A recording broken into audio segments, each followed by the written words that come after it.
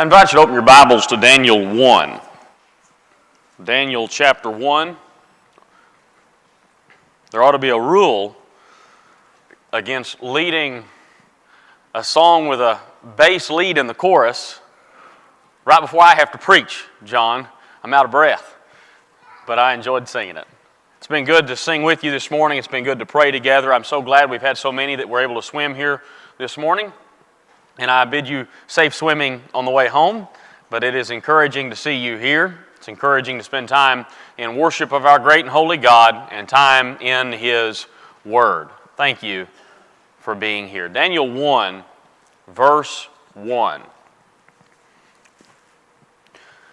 In the third year of the reign of Jehoiakim, king of Judah, Nebuchadnezzar, king of Babylon, came to Jerusalem and besieged it. And the Lord gave Jehoiakim, king of Judah, into his hand, with some of the articles of the house of God, which he carried into the land of Shinar to the house of his God, and he brought the articles into the treasure house of his God. There are several figures in the Bible that we can relate to very easily. Individuals that kind of were faithful, but struggled in various parts of their life. We all relate to Peter. Everybody relates to Peter because Peter was the foot in the mouth kind of guy, and he made mistakes, and yet he wanted to serve the Lord, and he struggled, and he served, and he struggled, and he served, and that is so relatable to all of us. We struggle a little bit more relating to figures like Paul, individuals who, once they discover the truth, they had an unrelenting passion for it. They don't make mistakes. They dig deeply into their faith, and they serve fully and valiantly. We struggle with individuals like Daniel. Individuals that we don't just get a little glimpse of their life, we get glimpses of their life throughout their entire life. There are a lot of individuals in the Bible that we know a little bit about from one part of their life. Very few individuals that we get a little bit in the beginning, a little bit in the end. And we see this overarching image of who they were throughout their entire life. Take Paul as an example. We don't have Paul in his young days and his old days. We have him when he discovered Christianity and him referencing his former days in Judaism, and then we see him basically from there till a few years before his death. But individuals like Daniel, individuals who we see as young men, and then individuals, we get to see them in their old age. And the overarching faithfulness that determined their life. Our theme this year, they being dead yet speak. Daniel is who our month of May is focused on, and so we're going to spend a little time this morning thinking about what Daniel would say to us. Daniel being dead still speaks. Well, he will actually speak to us in two different directions. Because of his life and the record of his time in exile in Babylon, we're going to approach this in two different directions because Daniel uniquely speaks to every generation. He speaks to the young people. He speaks to the older people. And he speaks to all who are in between. And so that's the way I want to approach that this morning. Thinking through Daniel and what he would say to every age group. The first thing I want to start with then would seem most reasonable. Daniel would say to younger people, stay faithful and stay close to those who will help you stay faithful. Look at Daniel 1. We stop reading in verse 2, pick up in verse 3. Daniel 1, verse 3. Then the king instructed Ashpenaz, the master of his eunuchs, to bring some of the children of Israel, and some of the king's descendants, and some of the nobles, young men, in whom there was no blemish, but good-looking, gifted in all wisdom, possessing knowledge, and quick to understand, who had ability to serve in the king's palace, and whom they might teach the language and literature of the Chaldeans. And the king appointed for them a daily provision of the king's delicacies, and of the wine which he drank, and 3 years of training for them, so at the end of that time they might serve before the king. Now, from among those of the sons of Judah were Daniel, Hananiah, Mishael, and Azariah. To them the chief of the eunuchs gave names. He gave Daniel the name Belteshazzar, to Hananiah Shadrach, to Mishael Meshach, and to Azariah Abednego. But Daniel purposed in his heart that he would not defile himself with a portion of the king's delicacies, nor with the wine which he drank. Therefore he requested of the chief of the eunuchs that he might not defile himself. Young men taken from families of the noble people in Judah, carried off into exile into Babylon, where they will serve a foreign king in his courts. I want you to think about what that really would have been like. Most scholars think of Daniel around this time, especially because of the word young men, the Hebrew term behind it, that he was probably somewhere in 17 to 20 years old. What would that have been like? To be a young man, watch your nation collapse around you, see the temple of God disassembled, stripped for parts, and the various portions and pieces carried off into a foreign land, but then about the time you think, well, they have ransacked the city, they have destroyed Jerusalem, they start placing shackles upon other young men like you who serve in the noble families and carting you away to a foreign land you have never been to, never seen pictures of, and only heard horrible things about. What would that have been like for a young man like Daniel? And yet, we're noted not just that Daniel's there, but Shadrach, Meshach, and Abednego are there. And we're going to find out more about them in chapter 3. That's not our study this morning, because we're studying Daniel, not Shadrach, Meshach, and Abednego. But we're familiar with the fiery furnace and the caliber of faith these young men had. There is a reason. They are stated to themselves here in Daniel 1 and verse 7. At least he is around other young people who will help.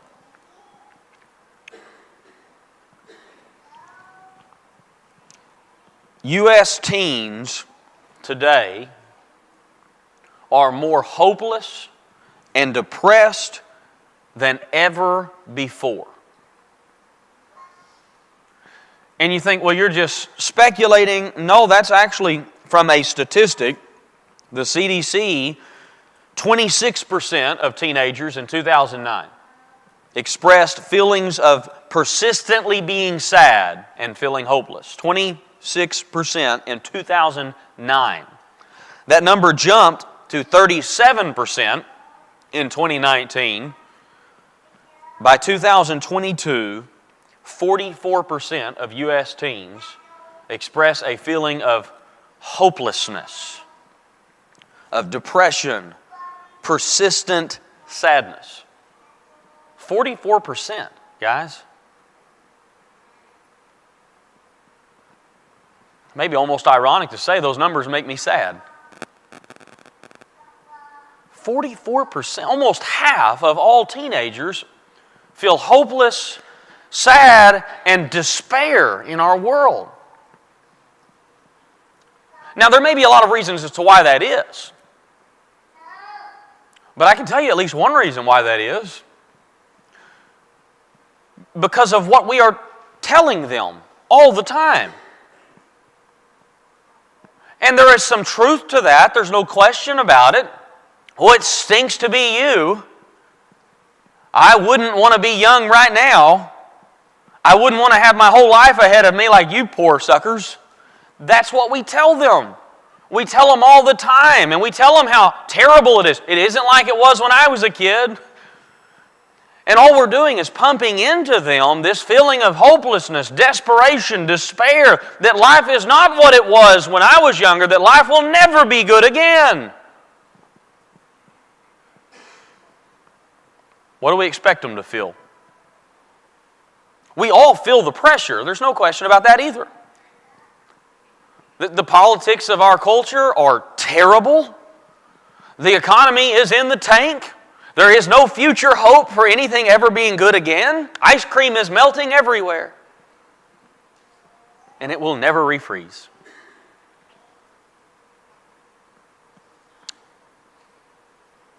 And yet that's the message we're sending all the time. It is no wonder the next generation feels such a degree of hopelessness, sadness, despair.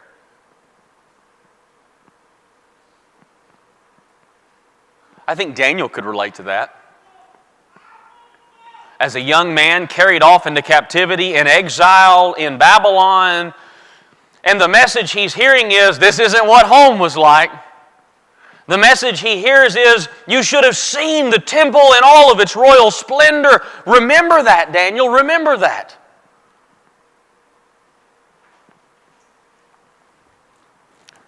Hopelessness, desperation, and despair. I think we need to change our approach. We need to express a message of hope, a message of possibilities. That yes, things are not as they could be, but you can still be faithful in it. That you can make it. That even in an ungodly culture, in a hostile age, you can be the difference.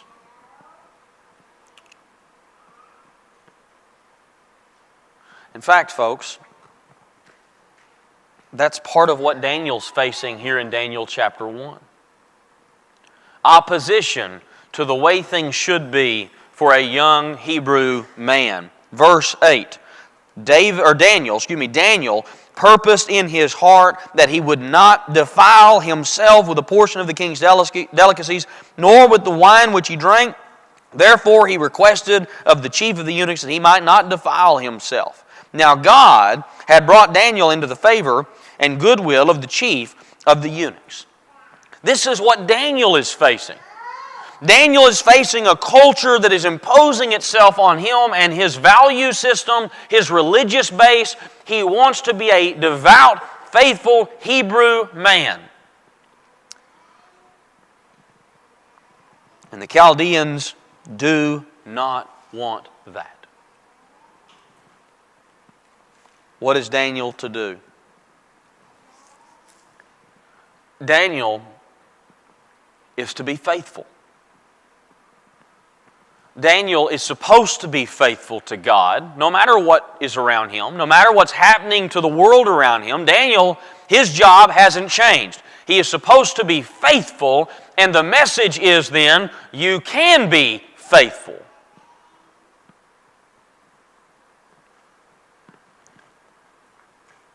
How tough must that have been? Even with some of the dietary restrictions the Jews practice, which is what Daniel 1 and verse 8 is referencing, that he would not defile himself. That's a reference to the defiling nature of what the Chaldeans ate and drank. Hebrews were not supposed to eat and drink the same things as those people. And so if he eats or drinks those things, he has defiled himself before God. Daniel says, I'm not doing that. He's ultimately vindicated in this chapter because he requests of the eunuch here, the chief eunuch, that he might have the things he can eat as a Jew, and he still prospers from it. It's a remarkable little story. But how easy would it have been for Daniel to compromise his values, to compromise his integrity? Guess what, folks? His mom and dad wasn't sitting there watching him. Probably be some good parallels here to college. I don't know if college can be related to Babylon and exile. Probably some connections there. But Daniel has no accountability system built in here. Daniel's devotion and loyalty and fidelity is to God and to God alone, but he knows God is watching. As Joseph once remarked, that I can't commit this great wickedness before my God, because though Joseph had no accountability in Egypt, he was accountable to God and he remembered it. Daniel doesn't have mom and dad watching over his shoulder anymore while he is in Babylon, but he does have God watching over him, and so what he will not do is defile himself before God. He made the decision. Sometimes What gets young people into trouble is the fact that they never made a decision before they got there. We have to be wiser than that. Our young people need to be wiser than that. To see the consequences that could come from some of those things. To be able to acknowledge that that will cost me greatly if I go that direction. Being able to see the consequences of a decision and predetermine before you get there that that's not what I will do. Generally speaking, if we make the decision before we get there, we'll be better about sticking to it. Too many young people jump in with both feet with no plan to prevent sin, and it'll get them into trouble every time. Young people, you can be faithful. Like Daniel, like Joseph some centuries before him, you can be faithful. It will take prayer. It will take devotion to God and to God's ways. It will take an uncompromising spirit where we will be loyal to Him, and it will be challenging, but it can be done. I think Daniel would tell us that. But Daniel also speaks to the older generation, to older individuals. Jump forward in the narrative. In Daniel 1, he rises a little. Daniel 2, he interprets a dream. Chapter 3 is, of course, the fiery furnace. You get to the end of chapter 4, Nebuchadnezzar's reign ends. In chapter 5, Belshazzar is now king. So some time has passed. In fact, maybe even quite a bit of time, because verse 11 of chapter 5, as Belshazzar is throwing a feast, there is this handwriting, and it is troubling, needs to be interpreted. Notice what his wife, the queen, says. Verse 10. The queen, because of the words of the king and his lords, came to the banquet hall. The queen spoke, saying, O king, live forever. Do not let your thoughts trouble you, nor let your countenance change. There is a man in your kingdom, in whom is the Spirit of the Holy God. And in the days of your father, that actually may be grandfather, light and wisdom and understanding, like the wisdom of the gods, were found in him. And King Nebuchadnezzar, your father, the king, made him chief of the magicians, astrologers, Chaldeans, and soothsayers, inasmuch as an excellent spirit, knowledge, understanding, interpreting dreams, solving riddles, and explaining enigmas were found in this Daniel, whom the king named Belteshazzar. Now let Daniel be called, and he will give the interpretation.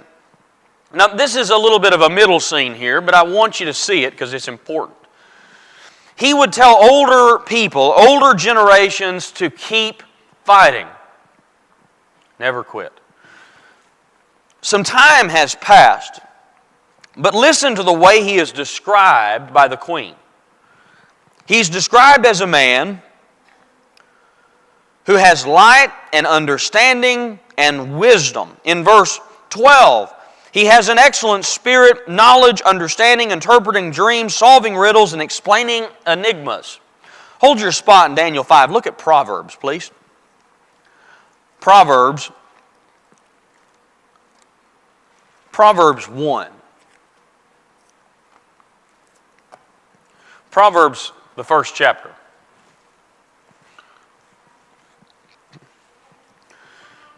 Daniel, being of nobility to whatever extent that means, whether of the household of royalty or a close association with nobility, there's a reason he was taken in Daniel 1, would have been familiar with these words. In Proverbs 1, you'll notice some of the same terms are used here that were there in Daniel 5. Proverbs 1, verse 1. Proverbs of Solomon, the son of David, king of Israel.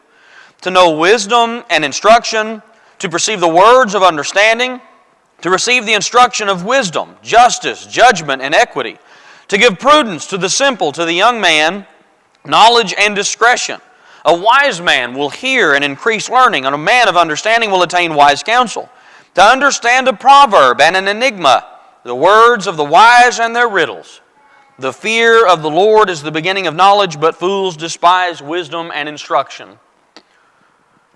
Folks, Proverbs 1, verses 1 through 7, describe Daniel.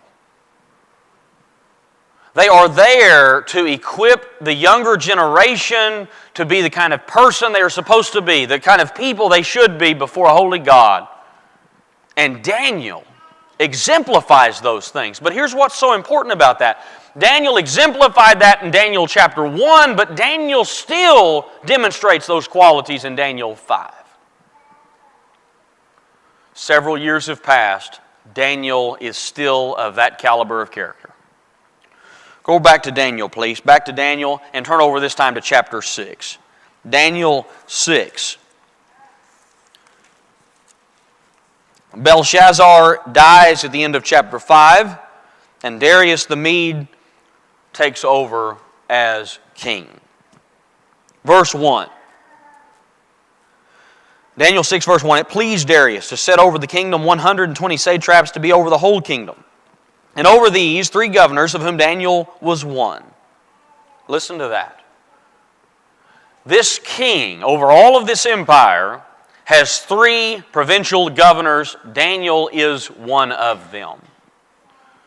Now, at this point, we can piece together some of the details, some of the information. Daniel's around 20 at the beginning of the book of Daniel. By this point in Daniel's life, some scholars think he's close to 90. So we're getting that end of his life. An older man, and still highly respected. Verse 2. So over these 3 governors, of whom Daniel was one, that the satraps might give account to him, so that the king would suffer no loss. Then this Daniel distinguished himself above the governors and satraps, because an excellent spirit was in him. And the king gave thought to setting him over the whole realm. So the governors and satraps sought to find some charge against Daniel concerning the kingdom, but they could find no charge or fault, because he was faithful. Nor was there any error or fault found in him. Then these men said, we shall not find any charge against this Daniel, unless we find it against him concerning the law of his God.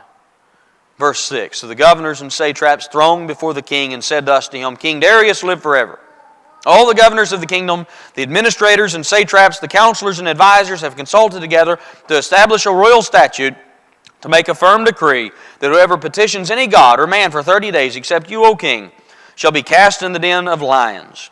Now, O king, establish the decree and sign the writing, so that it cannot be changed according to the law of the Medes and Persians, which does not alter. Therefore King Darius signed the written decree. Now when Daniel knew that the writing was signed, he went home. And in his upper room, with his windows open toward Jerusalem, he knelt down on his knees 3 times that day and prayed and gave thanks before his God, as was his custom since early days. Listen to how Daniel is described as a much older man. Both in the way he's described earlier in chapter 6 as a man who had an excellent spirit, a man who exalted himself in a way that was unimaginable in that world because he was a good man. And even when the decree goes out to bow to no one except King Darius,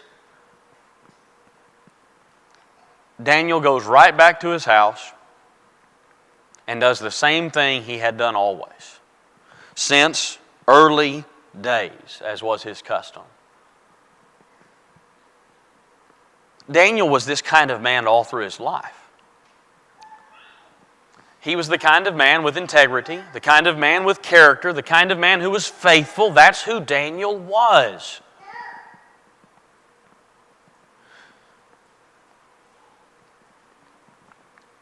Younger people need to hear the first point, that they can make it, that they need to be faithful, and they need to surround themselves with people who will help them be faithful. Our young people need to hear that. Folks, our older people, our generation of retirement and going beyond, need to hear the message from the young people. Don't quit on us yet. There's a temptation sometimes to start thinking, I've done enough, and it's time for me to hang up my hat. You can't do that. I've heard of those conversations where somebody says, I was a faithful Christian for 50 years. I've done my service. I've done my time, and I'm good now. You don't get to retire from serving the Lord. In fact, the younger people still need you.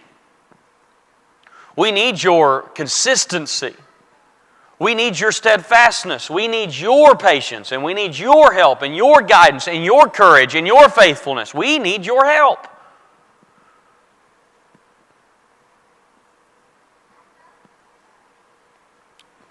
Russ and I were talking this past week. Everybody loves a good prodigal story. We love to talk about the individual who comes home. The Luke 15, the individual who was part of the Father's household, and he makes terrible choices, and he goes out into the world and he sows his wild oats, as we sometimes say, and he then comes to his senses and he comes home to God. We love those stories. But folks, maybe we need to think more about individuals like Daniel who never left. Individuals who never quit. Individuals who never gave up the faith. Individuals who stayed the course. Hold those people high in honor.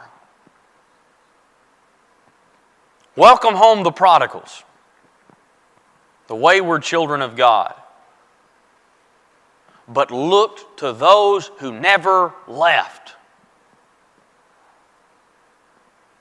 Look to Daniel's. Individuals who exemplified the faith in all seasons of life, in all circumstances of life, in ways you and I can't imagine. As an old man, he would have memories of his childhood.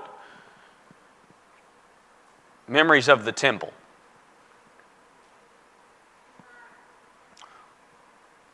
Daniel lived his 70 years of captivity that God prophesied Israel would live in Babylon. He lived all of those. Several scholars believe Daniel was still alive when Cyrus signed the petition that the Jews could go back home, but Daniel would have been too old to make the journey.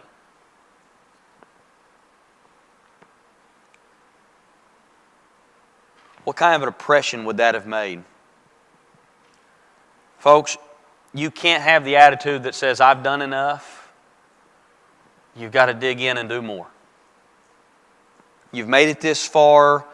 Don't quit now. In fact, the book of Daniel itself, by all accounts, is probably the record of the 90-year-old Daniel who's writing about what he did in Babylon. This is his record.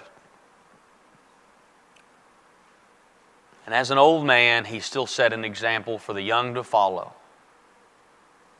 You can be faithful.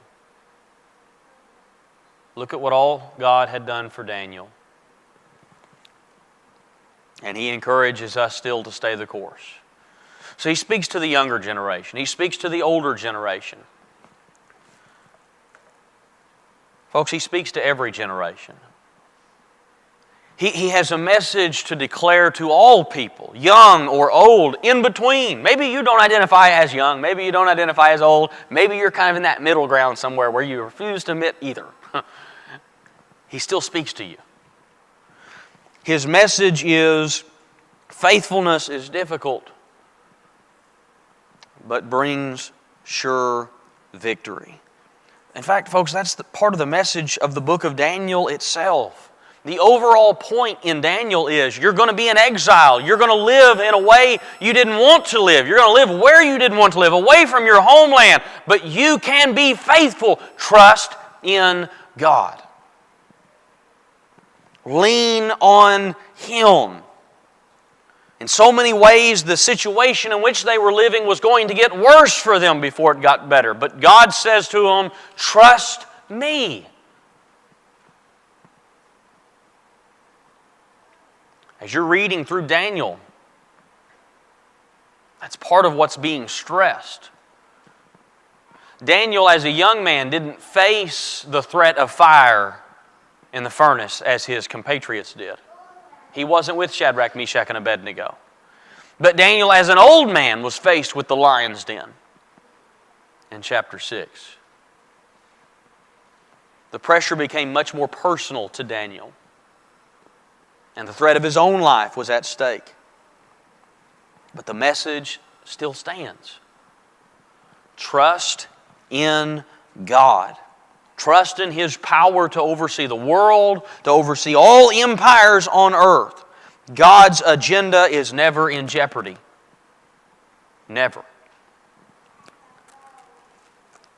But that is not to say that sometimes our faithfulness comes at a cost. This is a lengthy read. But it is one of the more sobering visions that Daniel has later. Daniel 7, please. Daniel 7.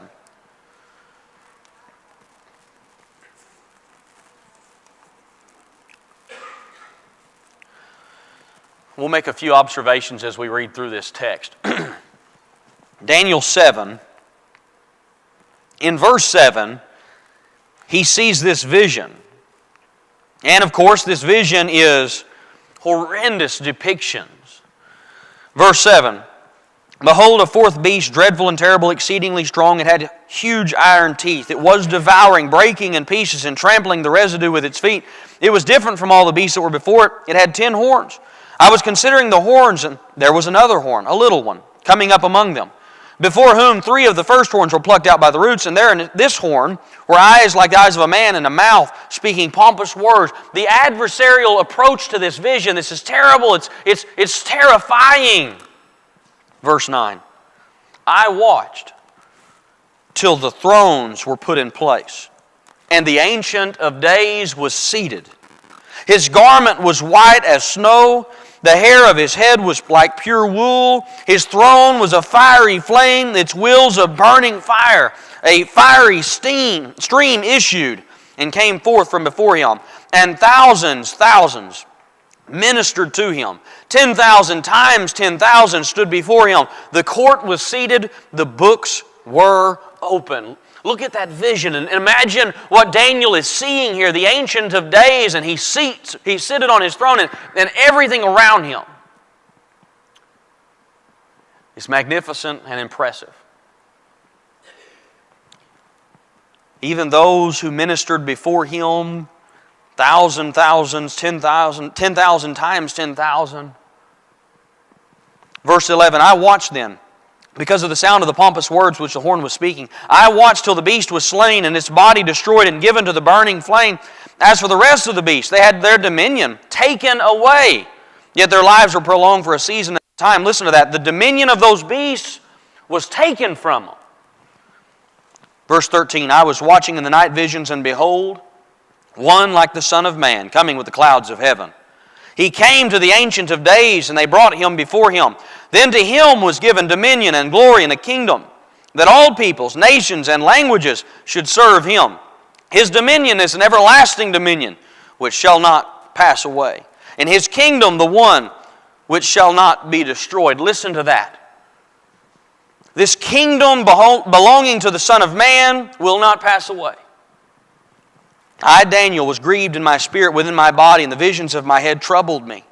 I came near to one of those who stood by and asked him the truth of all this. So he told me and made known to me the interpretation of these things.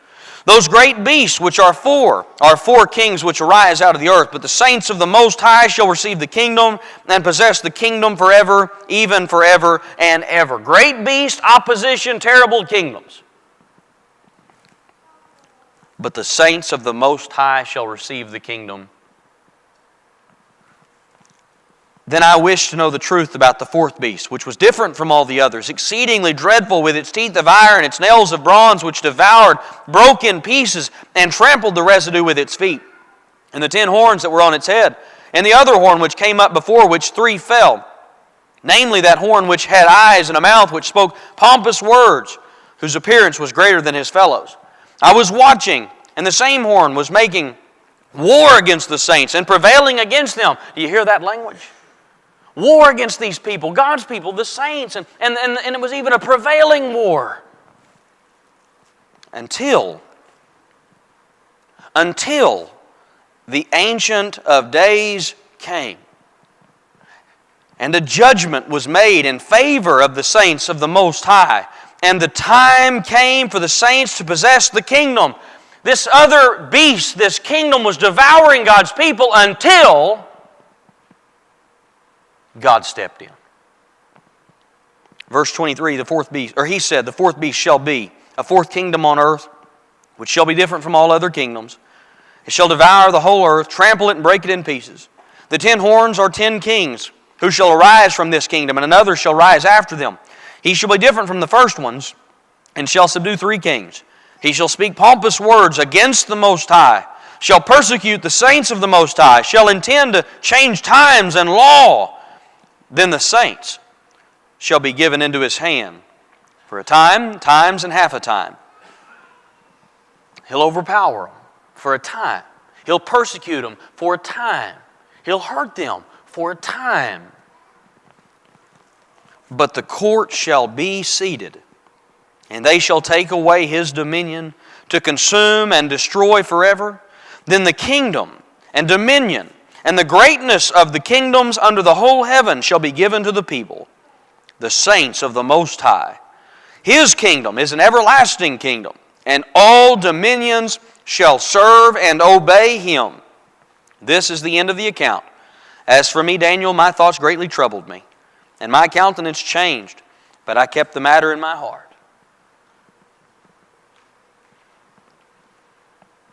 The message is God's people will suffer. The message is, in some ways, verse 15. The message was a grieving message. It grieved Daniel to hear those things. The immediate pain and persecution and suffering of God's people, that more kingdoms will come after Babylon that will impose themselves on God's people.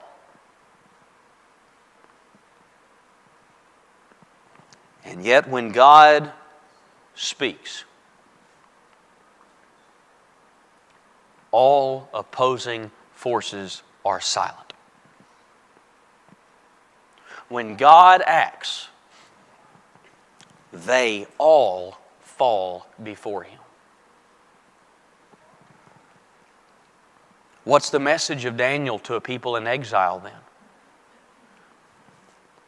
Take confidence in Him. Cyrus will not save you. Darius will not save you. No opposing empire coming in will save you. But God will. God will. You need people of faith around you to help remind you of that. You need to continue in prayer. You need to continue in your devotion and faithfulness before a holy God. Stockpile faith, hope, and trust. Because very often you will need them. Daniel would speak to all people.